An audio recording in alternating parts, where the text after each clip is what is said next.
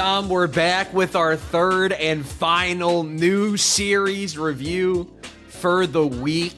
We've gotten back to back new series this batch, and it was not too long ago, only like 10 or so weeks ago, right when we started doing this, that we got the Under Doctor, Kanado's Magic, and Alien Headbutt. So this is technically the sixth new series review that we've done. 3 series have been canceled since those Under Doctor 3 were... Yes, Mage Next Door, Gonron Egg, and Hero Girl and Demon Lord call it quits. So the 3 new series before those ones. Wow. It's been a little rough out here. So that's why Shueisha, they had to call in the big guns. Like, we need some stability on the back end. We need to call a legend off the bench. So they hit up their emergency, their big red phone. Yeah. They hit break glass in case of emergency. They dialed up the big red phone, and they pressed the man with the monkey avatar. They contacted Srirachi. Srirachi, the creator of Gintama, right? Yep, you got it. Again, legend. Hideaki Srirachi, who's coming off the bench since Gintama, to give us Class-2B Hero Destroyerz, with, by the way, a whopping 67 pages for its opening chapter. Typically, new series get 55. Oh yeah, he got extra. No, a legend gets 67. So, Tom, what are your first impressions? You're setting this up like is that actually, I don't know, is that actually how it works? Like, Shueisha called him up like, we need a series, and he's like, I'll try, or is he just like, how does that work?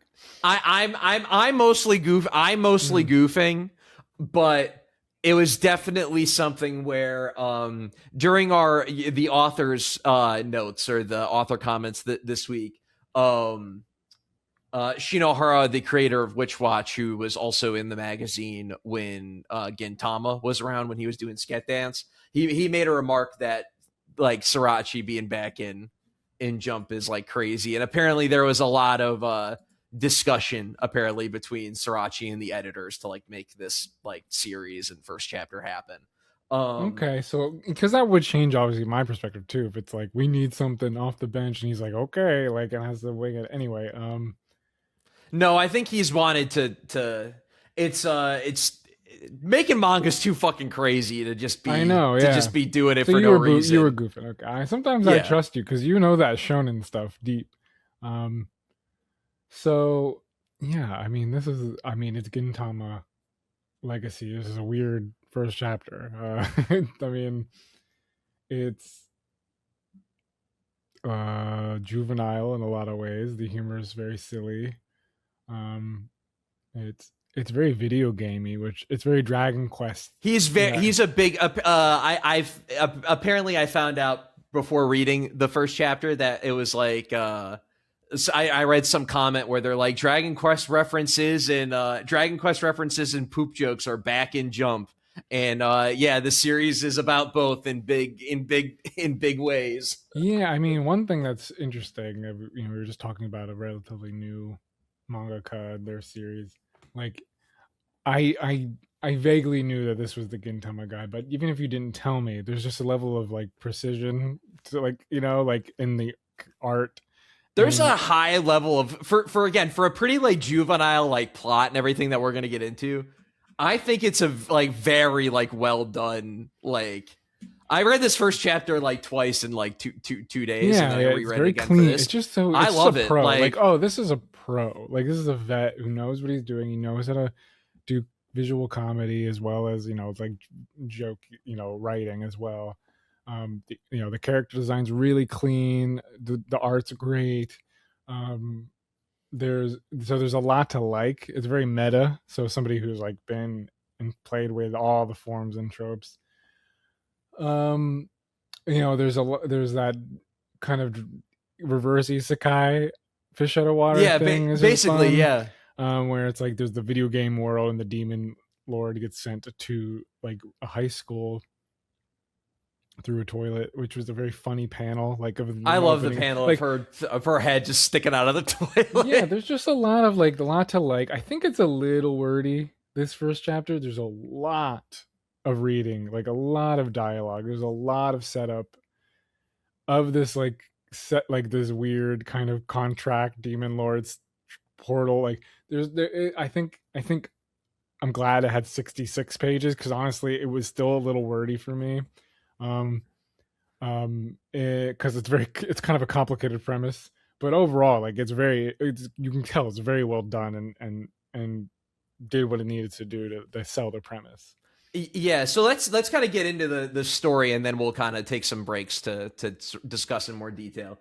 So basically, the story starts with the Demon King in his castle about to be defeated by the hero. Again, it's basically just like Dragon Quest, like good versus evil, very like binary style of fantasy world. And the Demon King basically takes his clone, which is Valeris the Third, and basically sends her through a portal with all of his like sort of demon energy given to her, so basically she can start a new demon army and come back and defeat the hero and reinstill darkness to the land. So she gets sent away, and of course she ends up. Well, I think it's important, like these first like 2 pages are like you are very generic, and if you didn't know it was Gintama, you're like, what is this? The art's not even as good like as it would get. And then toilet, like it's like, oh, we're here. Welcome back to the Looney Tunes. Like, okay, that's a fun kind of like misdirection it does very early on. Yeah, and basically, and yeah, so she gets there and she kind of walks around the school, and then we sort of flash forward about a month or so later, and we're introduced to kind of our other main character, Akira Kuman, who's basically a sort of like a new transfer student, kind of like a nerdy, sort of bushy hair, sort of like a Gin from Gintama. And he's got these glasses on, and is basically a kind of a studious, kind of normal student. Well, we'll get there. Seemingly normal student, who basically is able to see through Valeris's sort of like illusion magic that she's able to cast. So he basically sees the crazy demon lord getup that she's in, and it's got these like big ass long fucking Lord of D from Yu-Gi-Oh shoulder pads. That he keeps sort of making fun of, and kind of basically sort of just kind of poking fun at her insane getup and her attitude and everything. Meanwhile, as the clone of the Demon King, she's basically, like, who the hell is this? Who the hell is this guy? So we get a lot of dialogue between the two of them, which I think is where probably some of your wordiness. No, it's more when actually I really like the dialogue between them. That was like when they're in class together. That's fun. It's more like explaining like the portal and the hero and like all the fantasy aspect, like metaphysics of it was a little much. I think that was where it was more like midway through. That dialogue was very funny. I like the shoulder pad stuff. Like I actually really enjoyed his constant kind of dry remarks, critique, like bringing her down. Now again, if it kept going at that level of like, no, I'm the Demon King. Okay, get me lunch. Okay, maybe would wear thin if it stayed at that like energy, but I can see them developing a relationship that brings a different comedy into their rapport. Yeah, because they kind of sort of start as sort of like a little antagonistic to each other, or I should say Valeris is more antagonistic to Kuman, and Kuman's pretty like neutral positive towards her. There's this great scene where he's sort of about to get kind of the shit kicked out of him by a bunch of bullies. She basically walks over there and is like, wait, let me kick him too. But then saves him accidentally. Yeah, basically accidentally saves him by falling on a card. I don't quite understand, like, because again, there's parts of this, like, the wordiness I'm talking about is when they're talking about how she's like low leveled or something, and like all these mechanic parts that were a little bit it's basically they do use a lot of words to basically explain that she will be super powered and really fucking strong later on, but right now she's weak as shit, because she basically was imbued with all of the Demon King at prime era, all of his abilities, but because she's like a teenager or like a youngling, she's not able to wield all Yeah, that so stuff I mean, outside of the she's illusion also magic. like can barely walk. I guess like Yeah, she's barely competent and keeps tripping yeah. over 2 inches of step or curb or whatnot. Yeah. And very funny. All the images of her falling are very funny. He's got a great knack for pratfalls. And then we're basically, what we realize is, because we're also introduced to the other third member of, I guess, of our trio, so to speak. Her bat familiar. I like him too. Honestly, I like these three a lot. Yeah, they're fun. Yeah.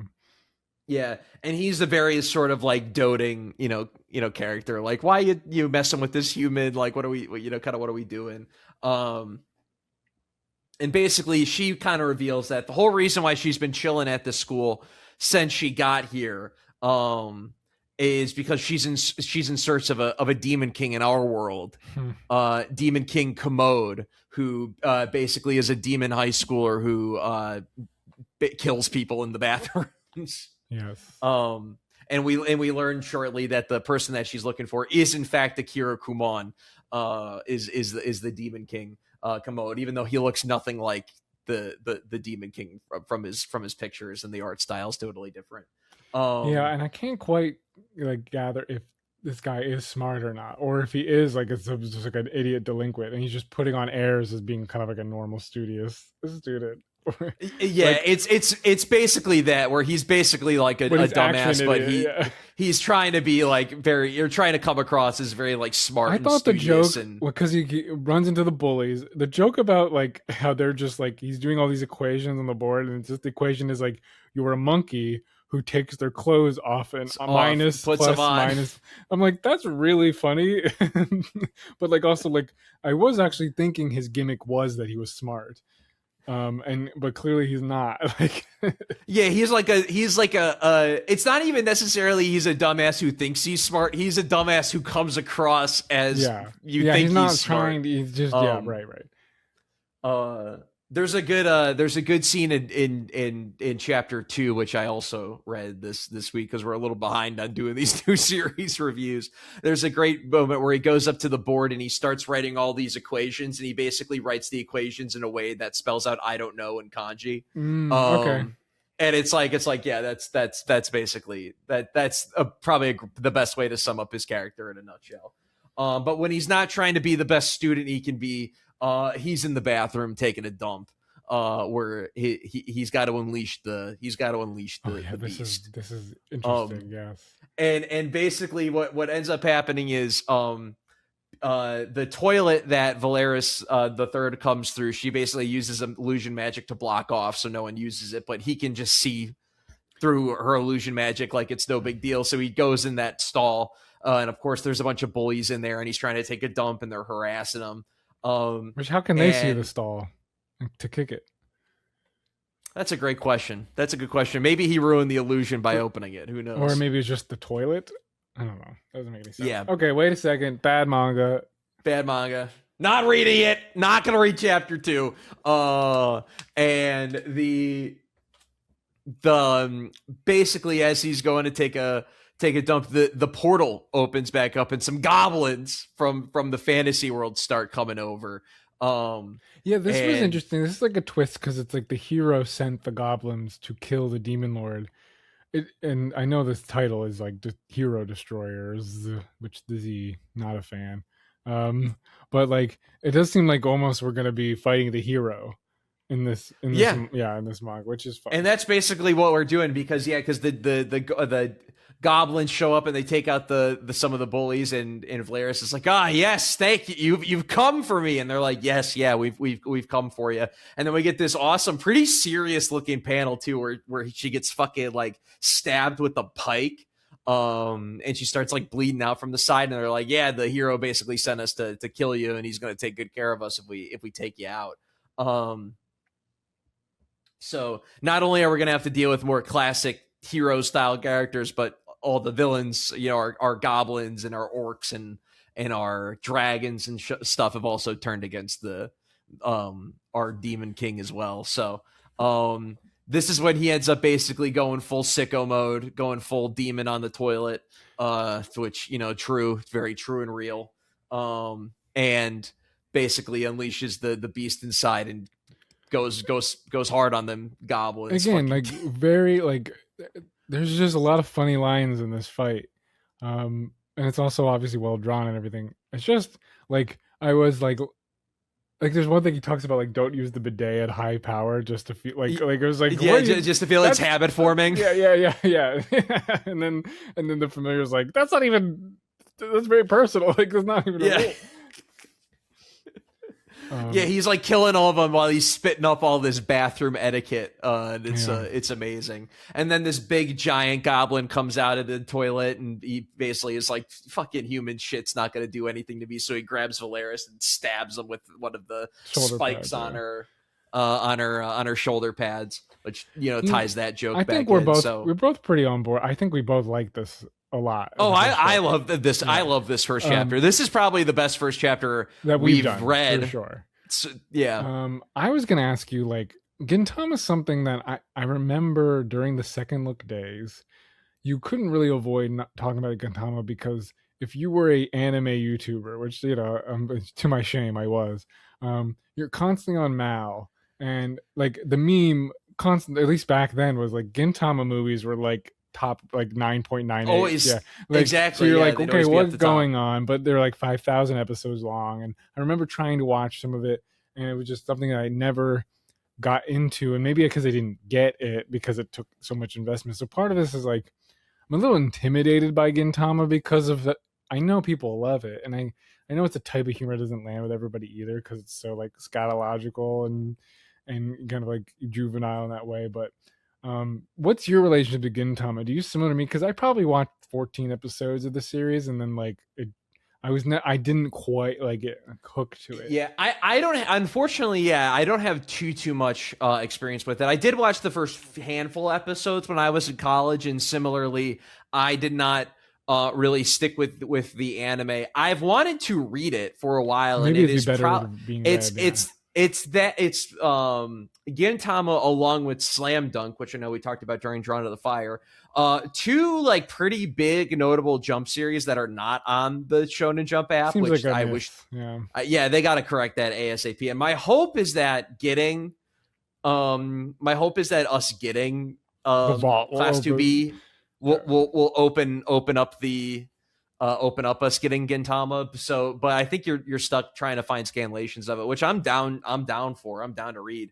Because what I like about Gintama, and honestly, like what manga I was reminded of the most with Class-2B was actually Witch Watch. Because Witch Watch is, I feel like very similar to what I've heard about Gintama, where it's a lot of humor and jokes sort of at the forefront, with moments of more sort of serious narrative and character moments coming in as like a supplement to the humor that really endears you to the whole cast and the whole story a lot more.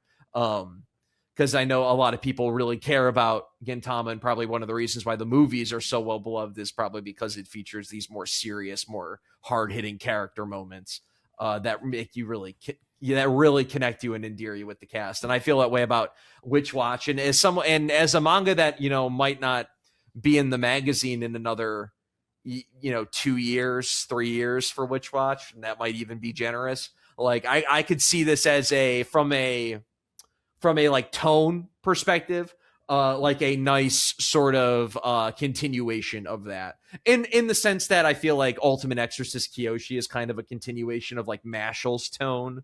That's like humor first with more like fun shonen battle action as like a sort of secondary component. I get sort of similar vibes with Class-2B that I do with Witch Watch, and definitely with Gintama, like, and especially too, like, again, the scene where the goblins come and how like violent it gets when they arrive.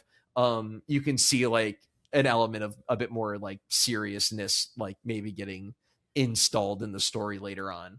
But I found the humor really compelling. I'll tell you, this week during my read through, this was like the third or fourth thing I read. I was like really excited to read chapter 2. I and kind of see what they did. Ranking. And I'm Yeah, I'm really into this. I'm super into this. You know, I was already gonna read chapter 2 anyways, but I want to know, Tom, are you gonna take a number 2 with Class-2B Hero Destroyerz? You know, this is obviously the best one we've read so far. Like, it's just not even close of the new series. Like, and I didn't expect to get like a legend to come in and give us one of the new series of the first few months of doing this. Okay, here's my hesitation.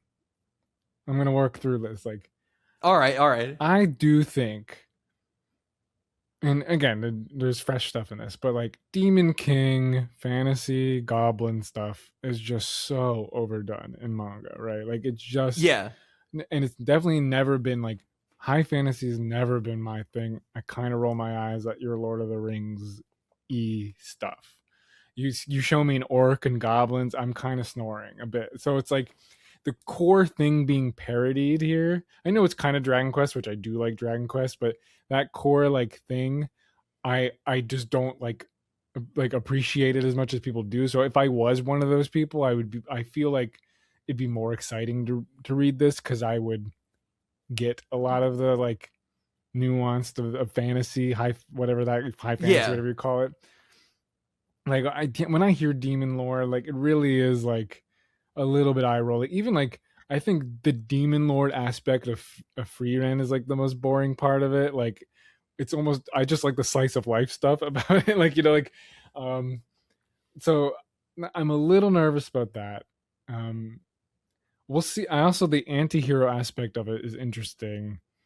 Of how it's going to interact with like the real world of our, like, we're following 2 evil people, like demon lords, and that's who we're following. No, I get it's comedy, but it was really fun to read. So like, what do I like? I did enjoy it, and I think comedy is going to be the lowest bar for me to like leap to read a chapter 2, because I know what I'm going to get out of this, and I'm probably going to get 6 to 7 jokes in chapter 2 that I'm just going to have fun with, and it's going to be a quick fun read. I don't have to take too seriously the story.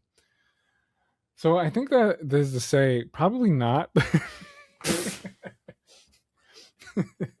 We'll never get them, guys. We'll never get them. I do think this is more of a, like, I think it's more of just like commitment. I do think I'm intimidated by this mangaka of like, this is going to be a long one. Like, just knowing Gintama, like, and I'll say the commitment feels big, and because it's not like right in my wheelhouse of what it's parodying, I it's just more of like the commitment. I actually think if we left this conversation and I went before bed, I read chapter 2, I could see myself actually doing that. It's more that to continue on for a while. I feel like I'm definitely gonna like not be like, if it is gonna be a long series like Gintama. Anyway, you're gonna say something. Yeah, I was gonna say, so 2 things.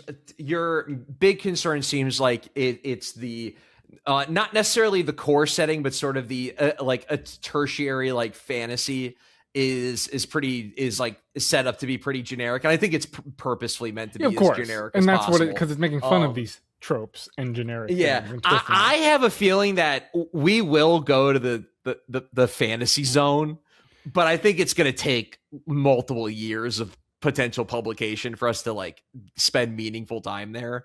Like, I really do think the school is going to be our primary. Well, here's the thing. Here's what's pulling me into chapter 2. I actually think there's a lot of potential for the dynamic of these 2 characters to be really interesting. The 2 demon lords, like, they're already setting this up to be like kind of a fun, like, I don't know about romance, but there's this weird kind of tension here that I do find enjoyable. So I'm saying probably no. Though I don't know if I want to give an answer completely to. Maybe I said that for like the shoe drop joke of it.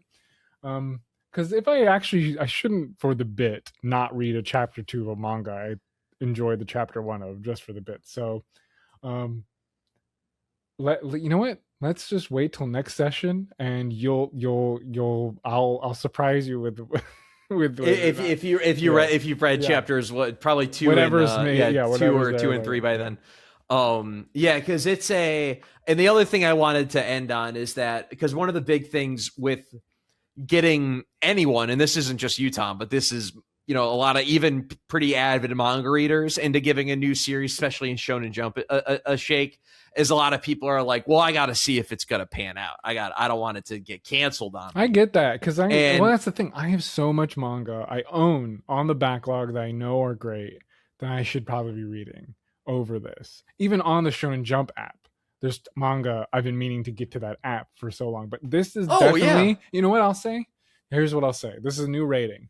It's getting added to the favorites.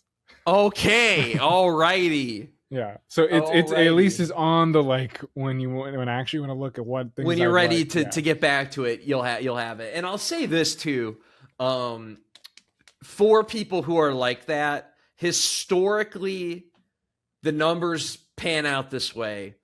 If you're a real vet, if you're a vet with some real sauce, you get an extra like 20 chapters of buffer. So instead of you getting knocked out, I would be shocked if this didn't last for a good bit. Yeah. Oh, me too. I just and by the way, not even off of his pedigree, but just in the sense that like you pointed out wonderfully, you can just tell a fucking master of the craft is writing this shit.